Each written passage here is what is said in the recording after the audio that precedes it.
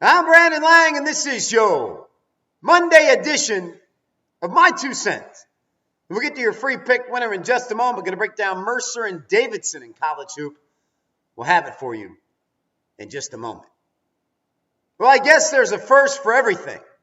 And it finally took till week 11 of the college football season and week 12 of the NFL season for me to finally not step up and win on Saturday or Sunday in college and pro football. Because yesterday's 80-dime winner number 4 in a row comes up short with Minnesota, and that was off the heels of 75-dime winner number 6 in a row on Saturday coming up short with Oklahoma State. So allow me to put in perspective for everybody out there how consistently this product has been winning this entire football season.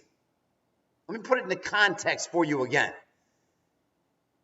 I went 11 weeks in college football, 12 weeks in the NFL, where I didn't win either Saturday or Sunday.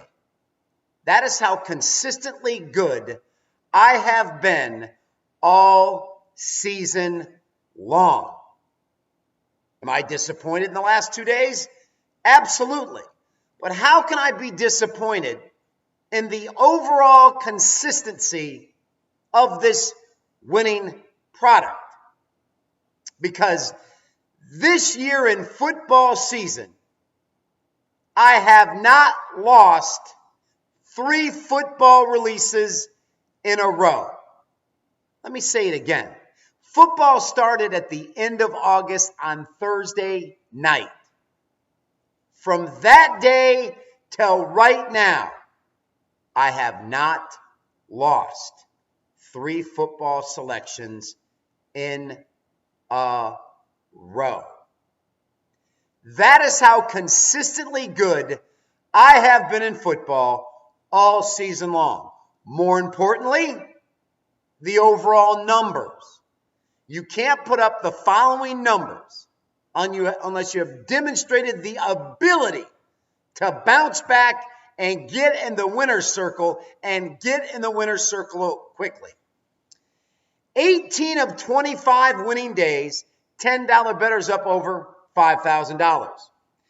41 20-1 football run, $10 bettors over $8,000. Last 92 days in all sports, $10 better up $8,385. And last but not least, the last 2 years in college and pro football, despite the last 2 days, $10 bettors up $15,780. That's how consistently good my product has been this entire year. Oklahoma State played perhaps one of their worst games of the year on Saturday. Minnesota played one of perhaps their worst games of the year on Sunday. Backed a couple of teams that I had won money with all year long. They came up short. But today is about getting back on the saddle and getting a winner because, like I said, my product has been so consistently good this year, I have not lost 3 football releases in a row, and rest assured, it will not happen tonight. It's 40-dimer number 2 in a row off 40-dime winner Wednesday with Northern Illinois at home minus the 3 over Western Michigan. They got it done 27-19. It was a great week heading into the weekend. Tuesday, we gave you a 20-dime winner on Toledo going into Bowling Green plus 8. They won it outright 44-28. The 40-dimer on Northern Illinois Wednesday. The 25-dime winner on the Jags 19-13 Thursday. The 25-dime absolute destruction on South Florida plus 2, 65-27 over Cincinnati. A 4-0 going into the weekend. We drop Saturday and Sundays. Tonight, let's get back on track with 40-dimer number 2 in a row. Tonight, we get back on track with a Monday winner. And tonight, we show the world once again that this football season, I still haven't lost 3 football releases in a row. Let's get this 40-dimer. Let's close out the week on a winning note. And Thanksgiving week will take care of itself. All right, free pick winner in a moment. My 2 cents. So what nobody's talking about in the Arizona-Cincinnati game last night, what everybody fails to overlook For Marvin Lewis after the game saying the phantom penalty called late, which moved them closer into field goal range. But what no one's talking about is what I'm going to talk about today. And it's the reason why, as long as Hugh Jackson is the offensive coordinator, as long as Marvin Lewis is the head coach, and as long as Andy Dalton is the quarterback, as long as those three stooges are together, the Cincinnati Bengals are never going to win a big, significant, important game in the playoffs until everybody's gone. What do I mean? Did you see the game last night? The Cincinnati Bengals are down 31-28.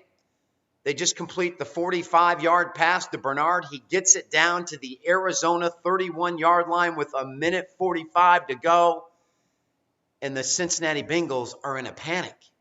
They're in a rush. Like, we got to do something now. And my question is, why? Because once again on national TV, a head coach, offensive coordinator, and quarterback demonstrate their absolute no knowledge of clock management. Why were the Cincinnati Bengals in a rush? A, they're in field goal range at the 31-yard line. B, it's 1st and 10. C, there's 1:45 to go on the clock. And D, you still have 2 timeouts. Last but not least, Arizona has no timeouts. The whole world is your oyster. The whole world is in the palm of your hands. The whole world tells you that with 1:45 and 2 timeouts at your opponent's 32-yard line, down 3, the game is yours. There's no reason to hurry up.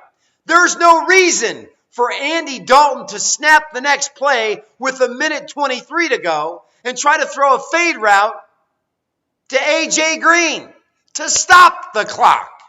On 2nd down, you run an out pattern that gains 8 yards to the 22, and you stop the clock again. And on 3rd down, when you could have ran a draw to pick up the 1st down on 3rd and 2, you throw a fade route to A.J. Green again. It's incomplete. You stop the clock again. And now what have you done? You kick the field goal. You leave Carson Palmer almost a minute. He goes down, and they win the game. Here's the difference between the stupidity of Andy Dalton, the stupidity of Marvin Lewis, the stupidity of Hugh Jackson. On the 1st down play call that he threw to A.J. Green, Bernard is wide open at the 20-yard line for a 10-yard gain. Dalton goes for broke. Secondly, you just complete it with 1:45 to go. Relax. Let the clock run down to 1:15. Run a draw. Stabilize. Hit Bernard. Let it run. You ever watch the New England Patriots in a 2-minute drill? You ever watch Tom Brady in a panic? You ever watch Josh McDaniels or Bill Belichick in a panic? See, if that were the New England Patriots last night and they just completed it down to the 31-yard line, Brady would have walked up. He would have told everybody to relax. The clock would have ran. They got 2 timeouts, and everything would have been fine. They probably would have run a draw. They probably would have run a drag route underneath, got it down to the 24, let the clock run. You still got 2 timeouts. And the Patriots probably would have scored a touchdown and probably won the game 35-31. But for the Cincinnati Bengals to complete that pass, to be 1:45 on the clock with 2 timeouts, and someone in that coaching staff not saying to Hugh Jackson or Marvin Lewis or somebody, listen, let's let the clock run. We got 2 timeouts. Worst case scenario, let's not give the ball back to them. And for Andy Dalton not to recognize that, for Andy Dalton to think he had to hurry, for Andy Dalton not to take control and say, hey, we're fine here now. Let's let it run. Let's relax. And yet Andy Dalton panicked. He went deep twice instead of realizing, I got 1:45 and 2 timeouts, and we're going to go win this thing, and we're going to take our time doing it. And people wonder why the Cincinnati Bengals have lost in the first round of the NFL playoffs the last 4 years. Ladies and gentlemen, the only example you needed to see was Andy Dalton and how he managed it in the last minute 45 when he had Bernard open on first down, would have got him down to the 20. Now you're 1st and 10 at the 20. You're a minute to go with 2 timeouts, and the final score of that game is 35-31. I've said it once, and I've said it again. When the chips are down and you need a quarterback to win you a big game in the playoffs, Andy Dalton should be working a car wash somewhere in Cincinnati, because that's how clueless that young man is, and he proved it once again in prime time last night. And for Marvin Lewis to moan about the penalty late, hey Marv, dumbass, it should have never came to that if your offensive coordinator would, of course, recognize that we got a minute 45 and 2 timeouts. I didn't have the game. But I'll tell you right now, one of the things that pisses me off more than anything else is these head coaches and offensive coordinators in a position of power in the NFL, and they still don't know how to manage the clock. Unbelievable. And now the Cincinnati Bengals are going back home knowing final score of that game should have been Cincinnati 35-31. All right, free pick winner, Mercer. Nice start to the year, 3-0. They come off a nice win and cover over George Mason their last game out. They got the transfer from South Carolina, Ringer, who is playing well. This team with 3 starters back, they asked Ringer, they are competitive. As for Davidson, yeah, they returned 4 or 5 starters, but they are struggling. Failed to cover a 17.5 number out of the box to UCF. Failed to cover a 14.5 number last time out at home to College of Charleston. They beat UCF by 5, laying 17.5. They beat College of Charleston by 1, laying 14.5. I think the line makers inflating their line a little bit. Yes, they're 2-0, but they're 0-2 against the spread. And if you go back to last year, they lost their last 3 against the spread. They failed to cover 5 in a row.